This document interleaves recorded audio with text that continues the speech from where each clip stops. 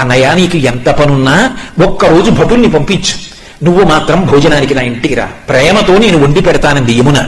మన్నించి యమధర్మరాజు కార్తీక మాసంలో శుక్లపక్షంలో విధియ తిథి నాడు యమున ఇంటికి భోజనానికి వెళ్ళాడు. ఏం చెయ్యాలి అన్నయ్య వస్తే?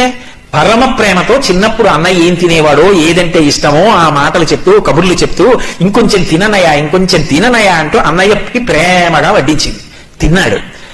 ఏం కావాలమ్మా నీకు అని అడిగాడు. మరి దేవతా సంబంధం కదూ, వరం ఇవ్వాలి. ఆవిడ మనందరి కోసము వరం అడిగింది. అన్నయ్య ఇది జ్ఞాపకం పెట్టుకుని ఈ తిథి నాడు ఏ అన్నయ్యని ఏ తమ్ముణ్ణైనా సరే ఏ అక్క అయినా ఏ చెల్లైనా ఇంటికి పిలిచి అన్నం పెడితే ఆ అన్నం తిన్నందుకు ఆ అన్నకి కాని తమ్ముడికి కాని అపముచ్చు దోషం లేకుండా చెయ్యన్నయ్యా. తప్పకుండా ఇస్తానమ్మా అన్నాడు. అంతేకాదమ్మా, నీలాంటి చెల్లెలు ఉన్నందుకు పొంగిపోతున్నాను, విశాల హృదయంతో అడిగావు. ఇలా పెట్టిన చెల్లికి మంగళసూత్రానికి ఇబ్బంది రాదమ్మా, సౌమాంగల్యంతో ఉంటుంది, వరం ఇస్తున్నానన్నాడు.